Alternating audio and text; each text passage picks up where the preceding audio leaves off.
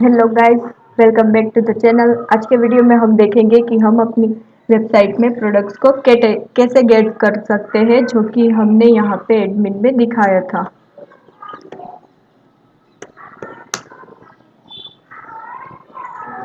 हम एडमिन से अपने ये सारे प्रोडक्ट्स को किस तरह से गेट करते हैं।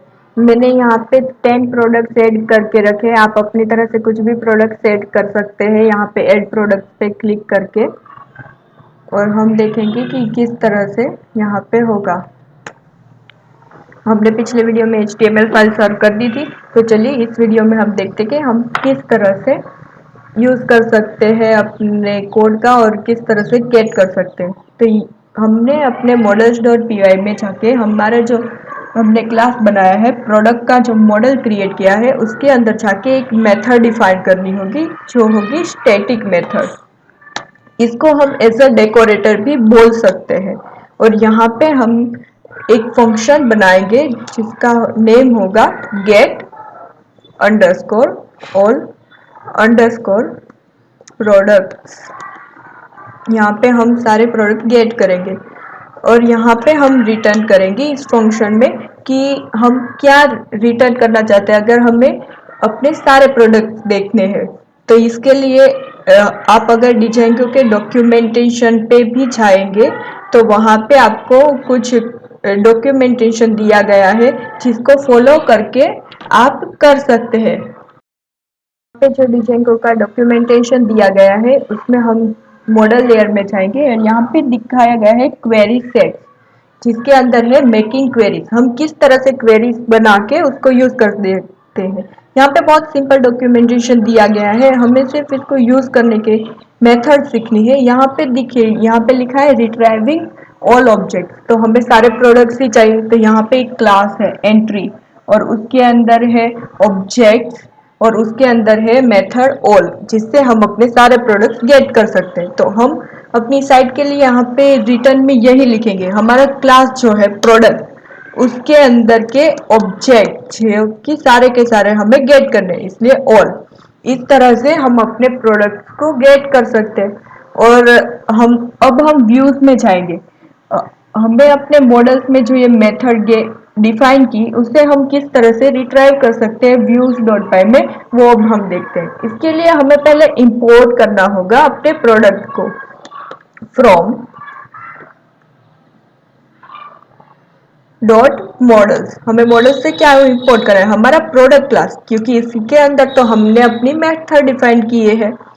तो प्रोडक्ट और यहाँ पे हम लिखेंगे प्रोडक्ट जो हमारा क्लास है उसकी गेट ऑल प्रोडक्ट्स की मेथड। हमको जो भी व्यू करना है उसको हमारे व्यू के अंदर तो लिखना ही पड़ेगा, पर जब हम मॉडल्स के थ्रू इस तरह से हम लिख के इजीली डिफाइन कर सकते हैं तो हमें व्यूज में ज़्यादा कुछ कोड करने की ज़रूरत नहीं होगी। तो मैं आपको अभी यहाँ पे सिंपल तरीके से दिखा रही हूँ। और यहाँ पे इसको हम एक वेरिएबल में स्टोर कर लेते हैं जिसका नेम मैं अभी रख देती हूँ PRDS प्रोड्स। और अभी मैं आपको सिंपली इसको प्रिंट करके दिखाती हूँ और हम चेक करेंगे कि हमारे सारे प्रोडक्ट गेट हो रहे हैं कि नहीं। तो हम इसको प्रिंट कर लेते हैं। यस, चलिए हमने सेव कर लिया। अब हम अपनी साइट पे आएंगे और यहाँ पे रिफ्रेश करेंगे। हमारी साइट रिफ्रेश हो गई है और यहाँ पे हम देखेंगे कि देखिए यहाँ पे सारे प्रोडक्ट्स जो है वो प्रिंट हो गए हैं। बट हमें उसको HTML थ्रू कैसे दिखाना है, हमें अपनी साइट पे कैसे व्यू कराना है, तो उसको अब मैं आपको बताती हूँ। इसको यहाँ से हम पहले हटा देते हैं अभी।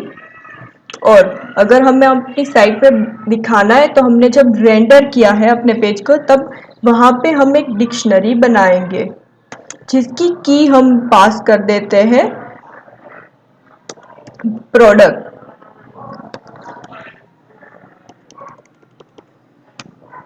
और उसकी वैल्यू हम दे देते हैं ये वाला वेरिएबल जिसमें हमने व्यूज को अपने products dot get all products की मदद से सेव किया है। यहाँ पे हम लिखते हैं PRDS। इतने से कुछ नहीं होगा, इतने से तो थोड़ी ना चलेगा। अगर आप साइट को रिफ्रेश करोगे तो वो आपको दिखेगा नहीं ना अभी। तो यहाँ पे देखिए, तो उसके लिए हमें HTML में जाना होगा। हमारी HTML वाली फाइल है।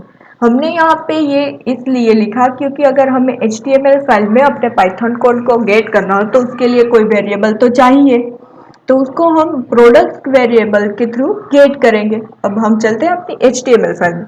यहाँ पे अगर आपको कुछ दिखाना है अपने सारे प्रोडक्ट्स को तो उसके लिए आपको एक टेम्पलेट लैंग्वेज सीखनी होगी जो कि डिजेंगो के डॉक्यूमेंटेशन में मेंशन की गई है। तो यहाँ पे चलिए हम चलते हैं डिजेंगो के डॉक्यूमेंटेशन पे। यहाँ पे क्लिक कर लीजिए और यहाँ पे अगर आप चाहेंगे, यहाँ पे देखिए टेम्पलेट में यहाँ पे लिखा है लैंग्वेज ओवरव्यू।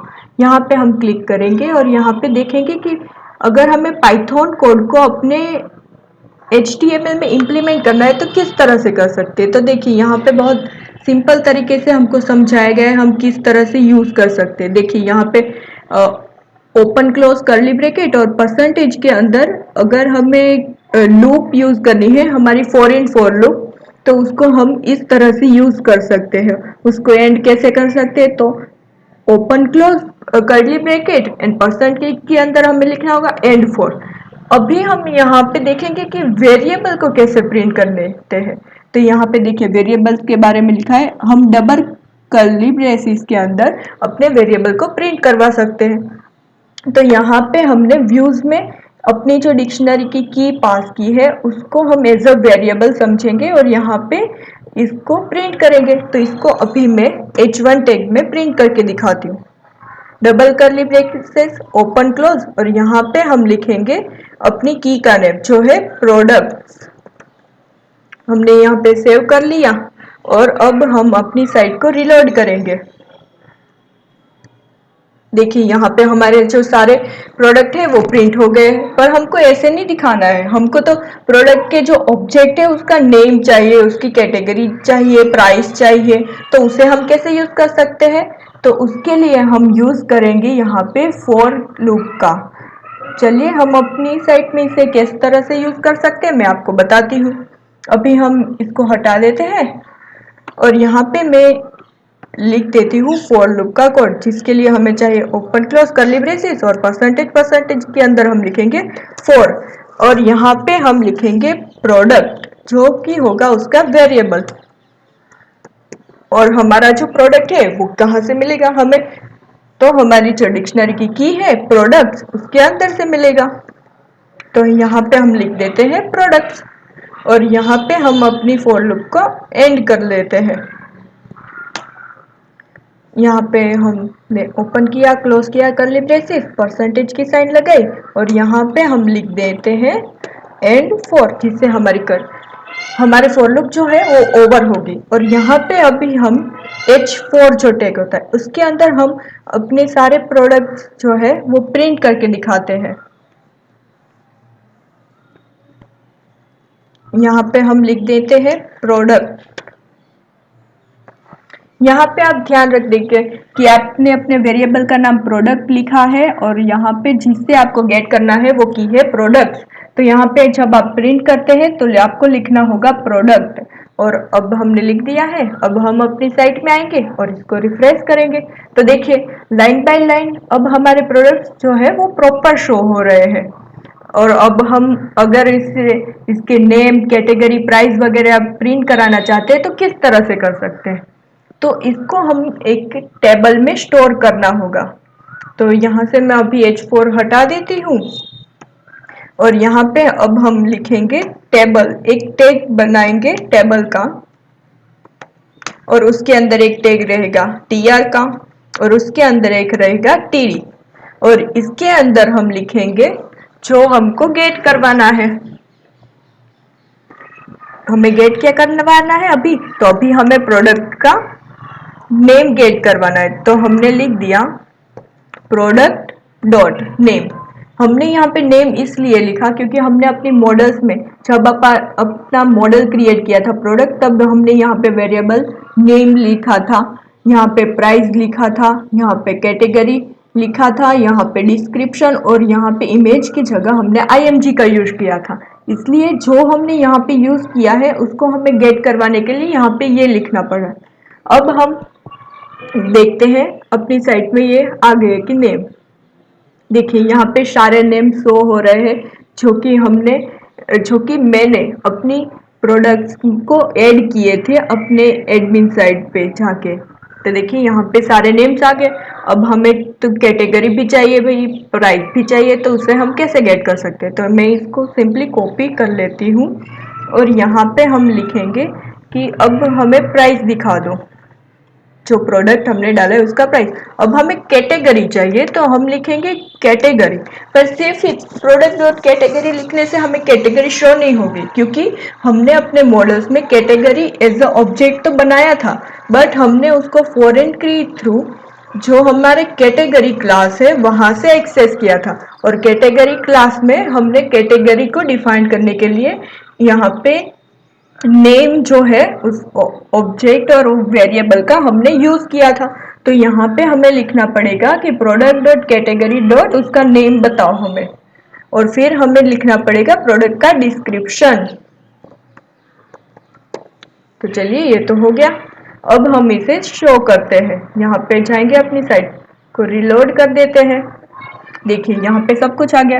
पहले प्रोडक्ट का नेम दिखा रहा है, फिर हमने बताया कि जैसे कि प्राइस शो होनी चाहिए, प्राइस हो रही है, फिर उसकी कैटेगरी शो हो रही है, और फिर उसका डिस्क्रिप्शन जो है वो शो हो रहा है। तो हमारी साइट अच्छे से वर्क कर रही है। अब हम अपने नेक्स्ट वीडियो में देखेंगे कि अगर हमें इस तरह से प्रोडक्ट, तो हम कस्टमर को दिखाएंगे नहीं, उसको तो हम एक प्रॉपर व्यू में दिखाएंगे। तो उसके लिए हमें बूटस्ट्रैप जो होता है अपनी साइट में ऐड करना होता है। तो हम अपने बूटस्ट्रैप को कैसे यूज करेंगे अपनी साइट में? तो आप प्लीज इस सीरीज को पूरा देखिए अगर आपको प्रॉपर ई कॉमर्स वेबसाइट बनाना सीखना है तो।